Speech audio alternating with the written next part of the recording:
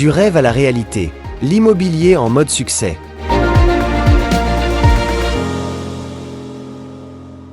Bonjour Julien. Salut Bilal. Ça va toujours ? Toujours. Génial. On a discuté sur notre dernier échange de la prospection, un sujet qui a l'air complexe, mais que tu as réussi à simplifier avec une phrase que j'ai particulièrement appréciée, c'est « tu es là pour aider les gens ».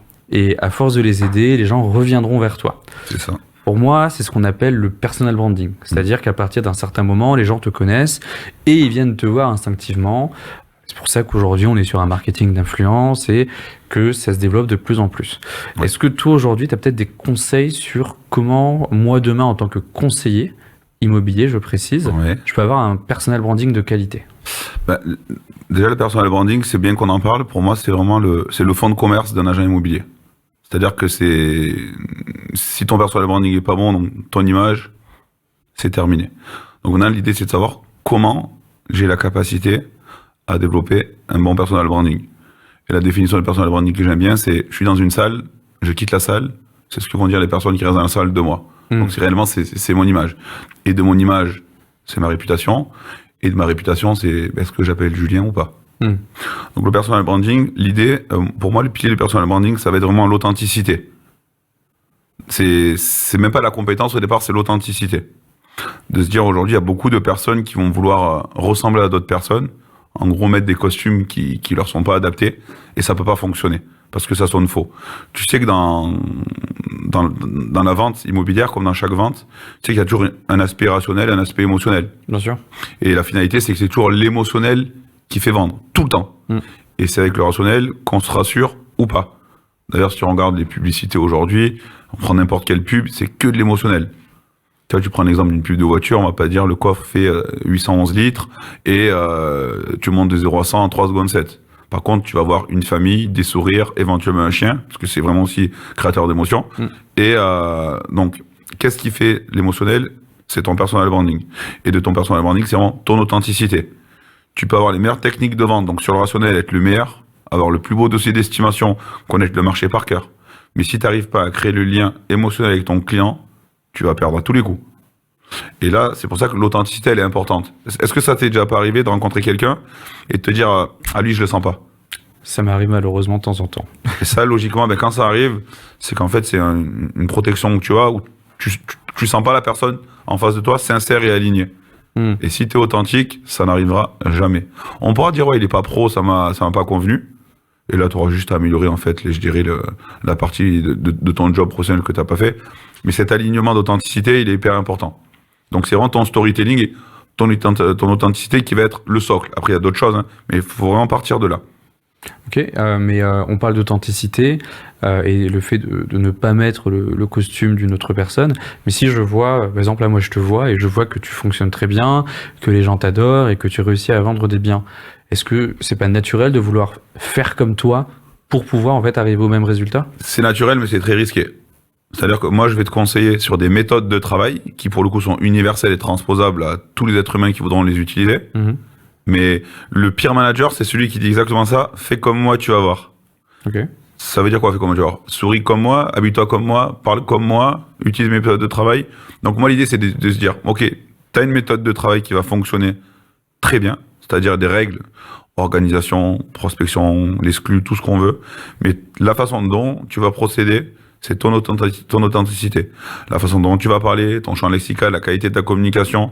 Et après, dans le personal branding, il y a aussi toute la notion de visuel. C'est-à-dire aujourd'hui, c'est quoi ton empreinte en termes d'image ? Je tape ton nom sur Google. Est-ce qu'il y a une cohérence entre ton Facebook, ton LinkedIn, ton Instagram, toi quand je te vois en vrai ? C'est ça aussi l'authenticité.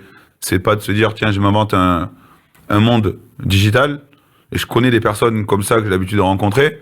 Tu les vois sur les réseaux sociaux, il y a une ligne directrice éditoriale, tu vois, mais quand tu les vois en vrai, c'est pas eux. Et il n'y a pas pire que ça. Parce que tu t'es déçu, en fait, quand tu vois la personne.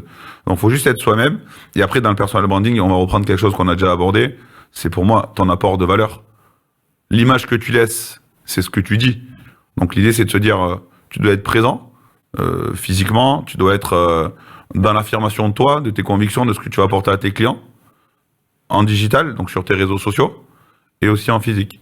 Et peut-être pour que ce soit peut-être un peu plus clair pour moi, Ouais. c'est qu'aujourd'hui, comment tu définirais ton personal branding?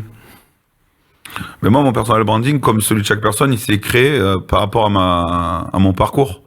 Donc, dans mon personal branding, on retrouve le personal branding. Moi, il part de ma scolarité, en fait. Donc, il s'est construit dans la résilience par mon parcours entrepreneurial, dans le travail, dans l'échec et dans la transmission, dans l'énergie, parce que je suis TDAH hyperactif.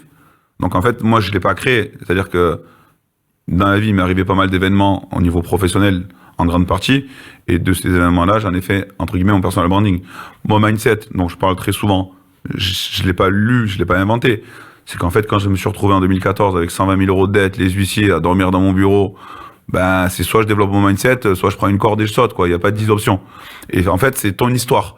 Et les gens, on s'aperçoit qu'ils vont acheter, avant d'acheter ton exclusivité, ton prix, ton estimation, ils vont acheter ton histoire. Mais ta vraie histoire.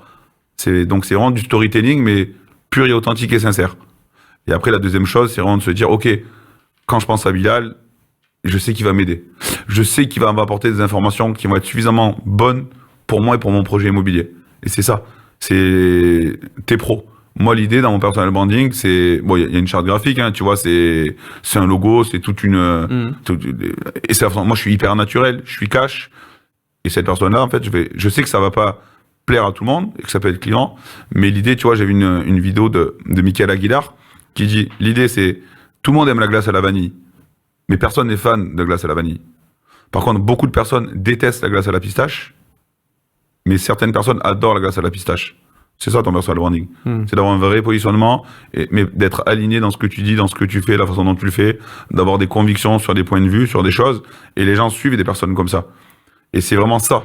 Et toi, en tant que futur top conseiller immobilier, moi, je peux te dire, forme-toi plus que les autres, pour en savoir plus que les autres, pour donner plus que les autres.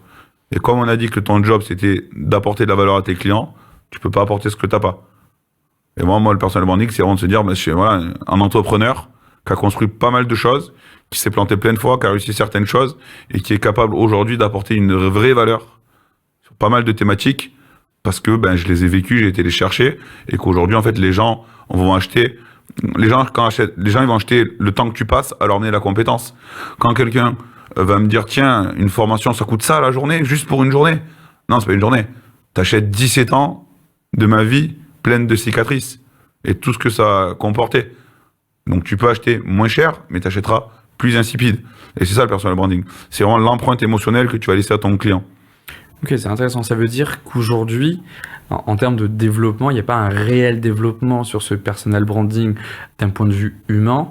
Par contre, il faut que derrière, en termes de compétences, je sois au top niveau et que je sois capable de répondre à toutes les questions qu'on m'a posées sur le job. Ben ouais, parce que sinon après, c'est pas méchant, mais je t'appellerai l'instagrammeuse, tu vois. C'est-à-dire, tu vas mettre 17 filtres, mais la finalité, c'est que ça va t'amener à rien, à part à développer ton ego. Donc, c'est ça. Et après, le personal branding, bien sûr, va avec l'utilisation des réseaux sociaux et va avec, en corrélation, ta e-réputation. Mais regarde, le personal branding, tu vas laisser une très bonne image à un ancien client.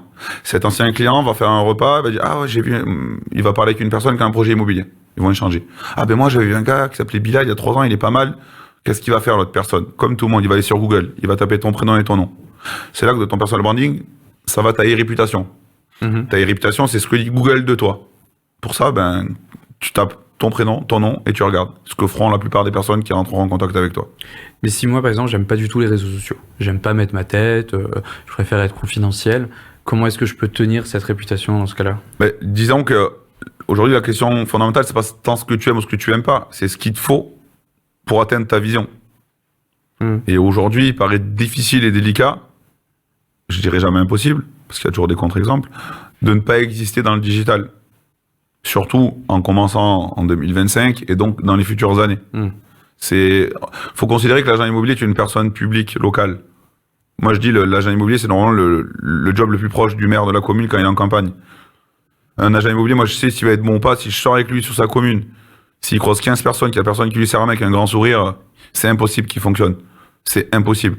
Tu sors dans ta rue, les gens te serrent la main et tu vois que les gens te sourient, c'est que tu es dans la vie locale. Et a priori, ça doit fonctionner pas trop mal.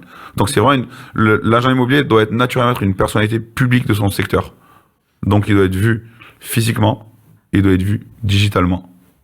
En fait, le digital est juste une extension de la vie physique parce qu'on peut pas être partout à la fois, c'est ça? Ouais, c'est la notion de digital, c'est vraiment de se dire, il y a un alignement entre ce qui se passe sur le physique et en digital. Physique, tu peux pas être avec les 10 000 habitants de ta commune, mais en digital, techniquement, tout le monde peut être avec toi au moment où il va être avec toi, quand il va te prendre dans sa poche et taper ton nom sur Instagram, sur LinkedIn ou sur Facebook.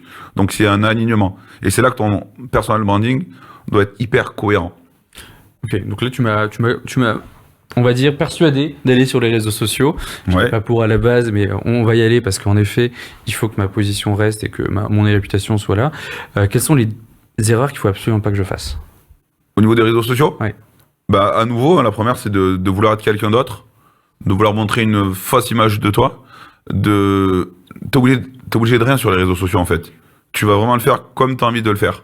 L'idée, c'est pas de devenir un pro en se disant, OK, je dois publier le lundi matin à 8h30 sur ce réseau-là, le mardi là, parce que on n'est pas des influenceurs, faut rester. Par contre, tes réseaux sociaux, la règle de base, ta cible doit te suivre. Donc, on va prendre Facebook. Si les amis, qu'on les appelle sur Facebook, que tu as ne sont pas tes potentiels futurs clients, donc ceux qui habitent dans ta zone de chalandise, ça sert à rien. Donc en fait, il faut juste avoir la bonne cible et ensuite leur faire le bon message. Par exemple, un truc qui marche extrêmement bien sur Facebook, c'est de faire un groupe privé. Donc tu prends, moi j'habite sur Bouillargues, je crée un groupe qui s'appelle Trucs et astuces immobilier Bouillargues et alentours. À aucun moment je vends quoi que ce soit. Par contre, je donne du conseil à gogo. Et j'invite tous les gens qui habitent à Bouillargues sur ce groupe-là. Donc je vais parler de quoi? D'urbanisme, d'immobilier, de prix au mètre carré, de taux d'intérêt, de la vie de mon village avec la photo de l'église il y a 150 ans, ça intéresse tout le monde. Et je me positionne donc comme figure d'autorité là-dessus. Et j'assois mon personal branding comme un, entre guillemets, même sachant. Et quand les gens me voient dans la rue, ah c'est vous, c'est moi. Et des fois c'est l'inverse, je vois dans la rue et je les fais rentrer dans mon groupe Facebook. Donc c'est vraiment cette notion de digital, c'est que l'un va alimenter l'autre et vice versa. Par contre, je suis aligné dans la façon dont je parle, dont je m'habille, dont je communique en physique et en digital. Et là, tu as vraiment lié les deux. C'est ça. Ok, très clair. Donc aligné entre ma présence physique et ma présence digitale pour que tout le travail de prospection que j'ai fait en amont, qui m'a permis de rencontrer des gens, je réussis ensuite à les nurturer comme tu disais, et que derrière, en fait, le business commence un petit peu à tomber et surtout qu'on pense à moi quand il y a un bien à vendre. C'est ça. En fait, tu vas faire prospection plus communication égale recommandation et égale après sérénité dans ton business. Et après, les choses à pas faire, pas rentrer dans des généralités, mais on parle pas de politique, on parle pas de religion, on parle pas de sujets clivants. Être authentique, c'est pas donner son avis sur tout.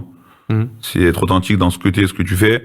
T'as aucunement l'intérêt, à nouveau, de te mettre en scène avec tes gamins. Enfin, moi, tu regardes mes réseaux sociaux, tu verras jamais une photo de mes enfants, de quoi que ce soit. J'utilise pas ma famille pour vendre. J'ai des convictions sur mon métier profondes et établies. Elles plaisent, elles déplaisent. Y a pas de souci. Mais je vais pas, comme beaucoup font, mettre en scène des gens de ma famille ou des gens autour de moi pour m'inventer une vie de père exemplaire ou de je ne sais quoi. T'as pas besoin de faire ça, en fait. Y a pas besoin de tricher sur les réseaux sociaux. Après, si inversement, on a l'habitude de raconter sa vie sur les réseaux sociaux. Alors, il faut le faire à fond. Il faut le faire à fond. Ouais, si c'est toi, en fait. C'est ça qui est intéressant. C'est que chacun peut être lui-même. Faut juste que, mais la finalité de tout ça, c'est même pas une question de réseaux sociaux. Tu sais ce que c'est? C'est l'amour de soi. C'est-à-dire qu'en fait, t'as l'amour de soi. Ensuite, tu as la confiance en soi, la confiance de soi, et après, tu vas avoir l'estime de toi, et en dernier lieu, l'affirmation de soi.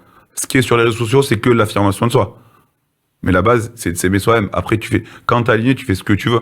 Et ce qui va te correspondre ne correspondra pas, et c'est en ça que on n'attirera pas spécialement les mêmes personnes, pourtant en ayant à un moment donné les mêmes compétences. D'où l'intérêt du personal branding. Ok, très clair. Donc maintenant que j'ai ma vision, que j'ai commencé la prospection, j'essaie de travailler mon personal branding et puis on continue d'avancer comme ça. Ouais. Et c'est comme ça que ça va me permettre d'avoir des mandats. Ouais. Et les mandats, je pense que ça peut être un bon sujet de discussion parce qu'il y a eu pas mal de sujets sur exclusif, pas exclusif. On en parle rapidement ? Avec grand plaisir. Du rêve à la réalité, l'immobilier en mode succès.